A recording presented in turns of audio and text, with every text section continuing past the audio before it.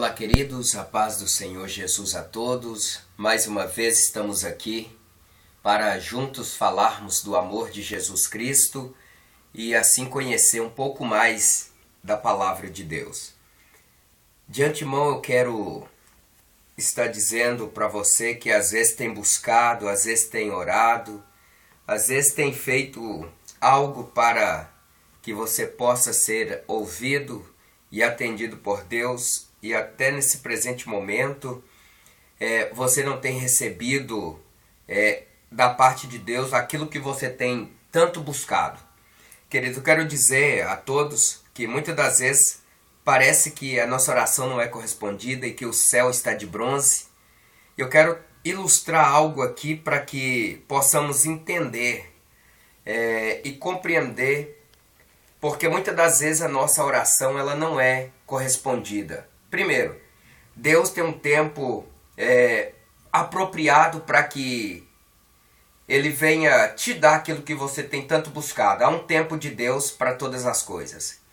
Em segundo lugar, o céu, ele é como se fosse uma engrenagem dessa, que fica acima das nossas cabeças, e a nossa oração precisa ser com súplica, com ações de graça. A nossa oração precisa ser de dentro de nós para o coração de Deus. Então, o céu sendo uma engrenagem grande, a nossa oração ela tem que ter formato também de uma outra engrenagem, a qual com mais intensidade nós vamos orando, nós vamos louvando o Senhor, nós vamos entregando a nossa vida para Deus. Essa nossa oração e adoração ela vai subindo, subindo, subindo até chegar na porta do céu. Quando ela está do jeito que agrada o Senhor, ela encaixa nessa nova engrenagem que está acima de nós, que é a porta do céu. E quanto mais intensidade você vai orando, essa engrenagem ela vai girando, girando, girando, e assim ela vai abrindo a porta do céu. E quando você está com muita intensidade orando e buscando ao Senhor, essa engrenagem ela gira, abre, faz com que a porta do céu é aberta. Jesus, ele entra a ele a sua oração e adoração, e ele sente como um cheiro suave de incenso, e ele vê que está na hora de você receber o seu milagre. Então, com a porta do céu aberta, através da oração e através da adoração que você apresenta a Deus, em espírito e em verdade, Deus, ele estende a mão e derrama sobre ti a bênção que você tem buscado dele. É preciso nós nos colocarmos na presença do Senhor e conhecer a Deus, prosseguir conhecendo. É preciso examinarmos as Escrituras e cuidar ter nela a vida eterna, porque são elas que de Cristo testificam.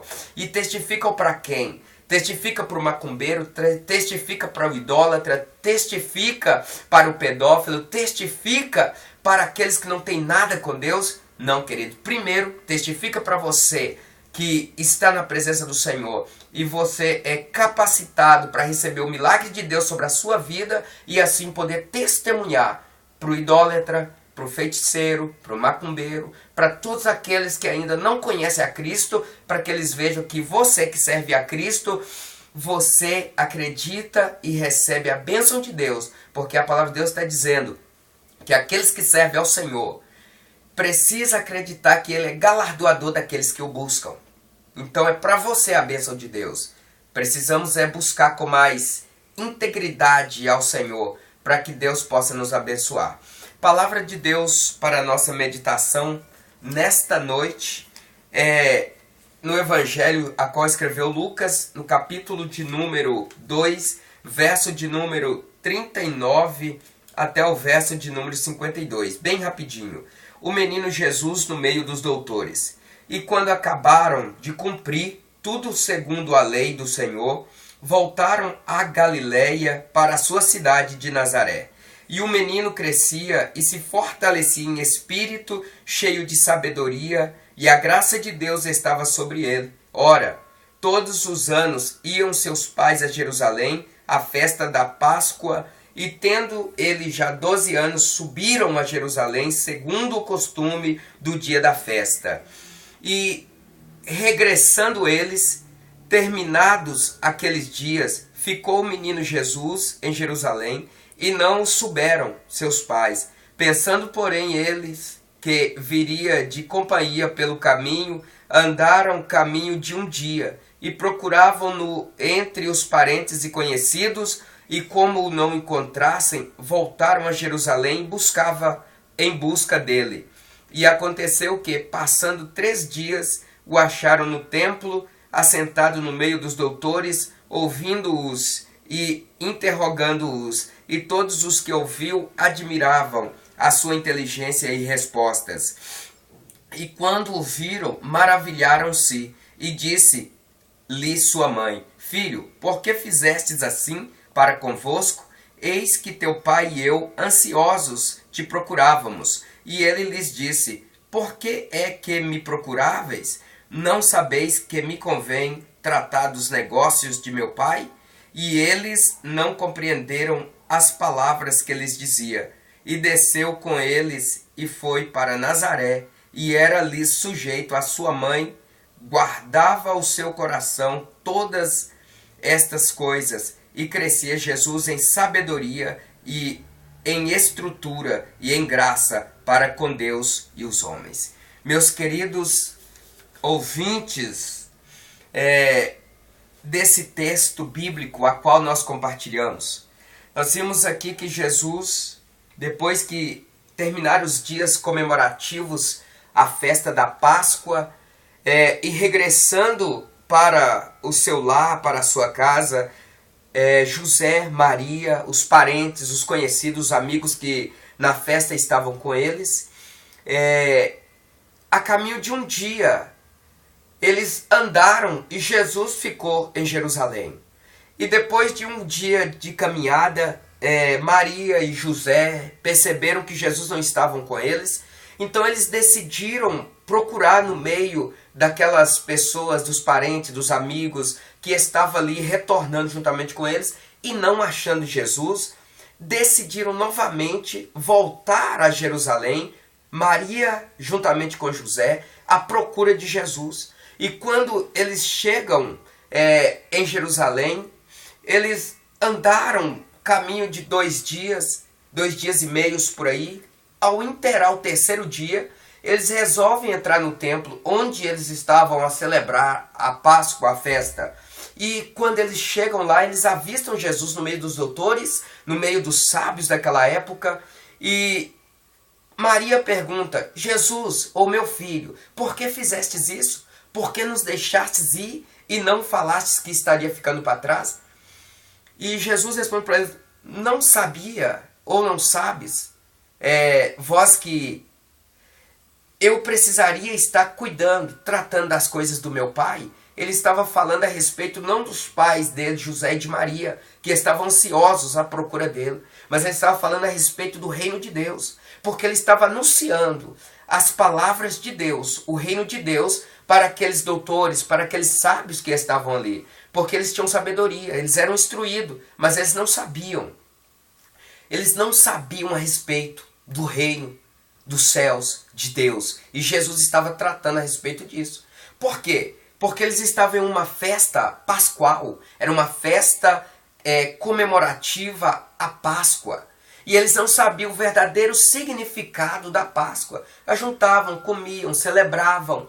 E nesse momento, aquilo que interessava passava sem que eles a compreendessem. E era preciso que Jesus ensinasse a respeito disso.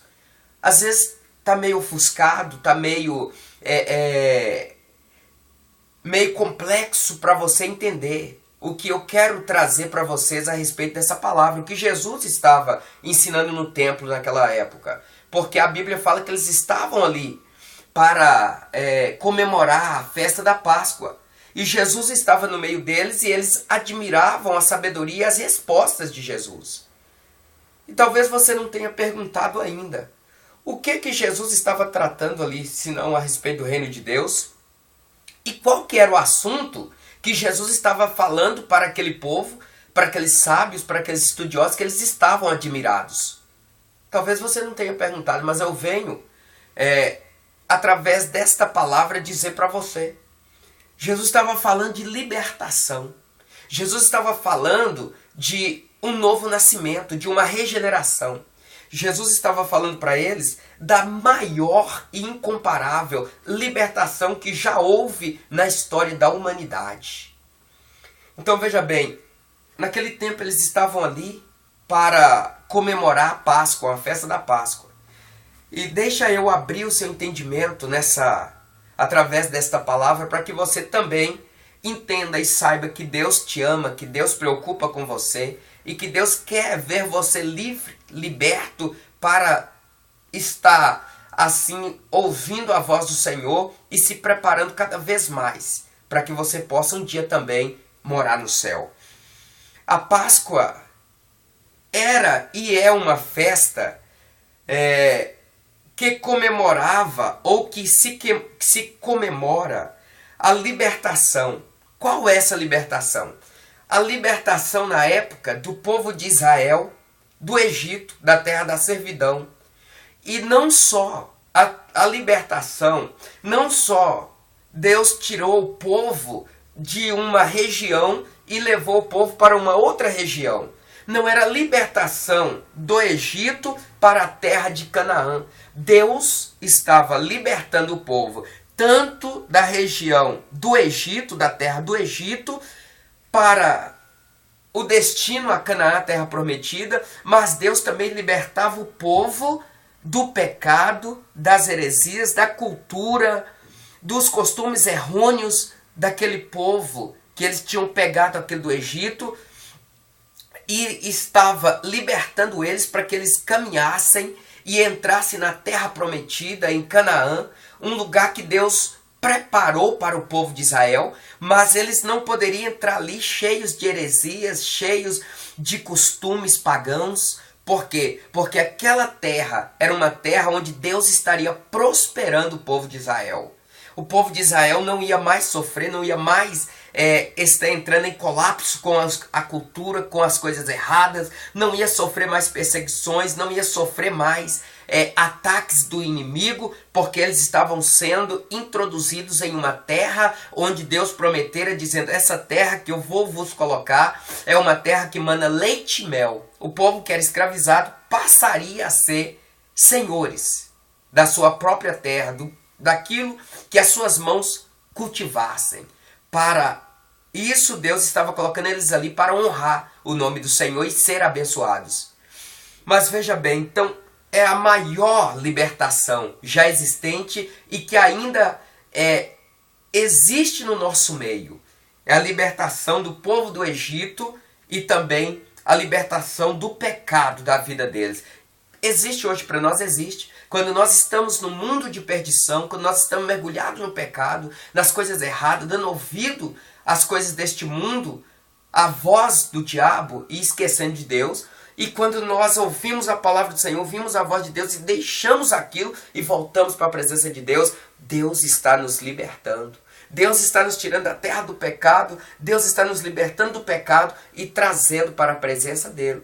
Então é uma libertação nunca vista antes e que está valendo para a minha e a sua vida e para todos aqueles que estão ouvindo essa palavra e que se encontram em um quadro de depressão, encontra num quadro em que você não sabe mais para onde recorrer. Jesus quer te libertar. Jesus quer tirar esse fardo pesado das suas costas e quer te dar um fardo leve e suave para você ser abençoado. Então a libertação é essa, da escravidão do pecado, da terra do Egito e para nós, daquilo que é vício, daquilo que não presta, que desagrada a Deus, para aquilo que agrada o Senhor, das trevas para a maravilhosa luz. Da escravidão do Egito e também do pecado. É a maior libertação que existe. Deus naquela época, que o povo era escravo no Egito, prometeu libertar o seu povo. E na véspera do cumprimento desta promessa, Deus tinha ordenado ao povo dele, que fizesse uma festa e que celebrasse a ele em uma festa. Essa festa era qual? É a que Jesus estava com José, Maria, os amigos, os parentes e aqueles sábios. Era a festa da Páscoa. Deus tinha ordenado que o povo dele pegasse cabrito, pegasse ali os novilhos, preparasse uma cerimônia e celebrasse essa festa. E devia ser consumido com ervas amargas. Essa era a festa da Páscoa. Então veja bem, Deus ordena a eles que fizesse, né, essa festa, que era para ser a comemoração da libertação da escravidão deles do terra do Egito e do pecado. Celebração essa que o povo fizesse, né, como um símbolo, ou que simbolizasse a maior libertação de todas, né, a maior libertação de todas, que era do Egito e do pecado. De todas as libertações, hoje nós comemoramos a libertação do pecado, né, através da morte e ressurreição de Jesus Cristo. Queridos, hoje, muitas das vezes nós, por já sermos lavados e remidos pelo sangue de Jesus, nós celebramos apenas a libertação, né, do pecado através da morte e ressurreição de Jesus Cristo. Para nós que recebemos Jesus, não está errado.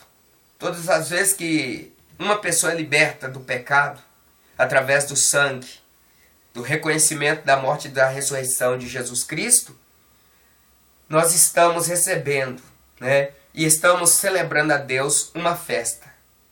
Festa essa que, para o povo de Israel, quando instituída ainda na terra do Egito, dentro dos primórdios dos conceitos bíblicos aqui para o povo de Israel, né, esta festa que às vezes hoje nós celebramos, até um pouco de forma desmerecedora, porque perdeu ou perde-se um pouco a essência do que foi feito, mas para nós hoje é válido. Por quê? Porque eu dou valor, você dá valor, nós valorizamos a morte e a ressurreição de Jesus Cristo, o sangue foi derramado lá e nos purificou de todo pecado. Então é válido. Mas o povo de Israel, o povo que foi liberto naquela época, comemorava, e tinha que ser comemorado essa festa com o cordeiro, com os novilhos, com todas as eficácias a qual está na palavra de Deus, para que tenha ou que tivesse um valor a qual Deus tinha aplicado essa festa. E veja bem, a palavra de Deus, ela nos fala sobre Jesus crescendo na graça, no conhecimento. Ela fala sobre examinação das Escrituras, porque nós precisamos conhecer a palavra de Deus com a essência, na essência da verdadeira palavra. Não podemos deixar que perca a essência na nossa vida. E Jesus estava lá e disse a Maria: não sabia que eu tenho que tratar das coisas do meu Pai, justamente por causa disso. Porque o povo, na época, eles ajuntavam, se alegrava, comemorava. Mas a essência dessa palavra, o propósito, a verdade da palavra e da festa da Páscoa estava camuflada, estava escondida. O povo reunia, se alegrava, comia e bebia. Mas não tinha efeito nenhum sobre a vida deles. E era preciso que Jesus chegasse para eles e anunciasse o verdadeiro sentido da Páscoa, que é o que eu estou dizendo para você, aqui nesse vídeo, aqui nesta palavra. Meu querido e minha querida, nunca perca a essência do significado que tem a palavra de Deus para a sua vida. A palavra de Deus diz: vinde a mim todos que estáis cansados e oprimidos, e eu vos aliviarei. Talvez você está cansado ou oprimido. Eu quero dizer para você, Jesus, com a sua morte, o derramamento do seu sangue ali no Calvário, Jesus, ele está trazendo para você libertação de drogas, bebidas alcoólatras, libertação de uma frustração na sua vida conjugal, na sua vida sentimental. Jesus está trazendo para você a libertação no seu coração aquela que você frustrou porque você esperava o reconhecimento de alguém e ele não te deu o valor merecido, Jesus te liberta porque ele quer te ver bem, ele quer te ver feliz. Tudo aquilo que está causando dor, sofrimento, afastamento da essência dessa palavra na sua vida, eu em nome de Jesus profetizo na sua vida que se você der valor não ao que o homem está dizendo, não aquilo que alguém fez ou deixou de fazer para você, mas o que Cristo Jesus fez por você, a morte dele na cruz do Calvário para te dar libertação, você vai ser feliz, você vai ter uma vida abençoada aqui na terra e muito melhor ainda no céu, porque Deus quer te ver livre. Que Cristo abençoe a sua vida, que você receba essa palavra como uma palavra de libertação. Cresça na graça, cresça no conhecimento, examine a Escritura, cuide de ter nela a vida eterna para você. O que o outro diz ou deixou de dizer sobre a sua vida não faz nenhum sentido para você, porque quem te justifica é Deus. Então que Cristo Jesus te abençoe e coloque essa palavra no seu coração para que você possa ser intocável contra aqueles que maquinam mal contra a sua vida. Que Deus te abençoe em nome de Jesus.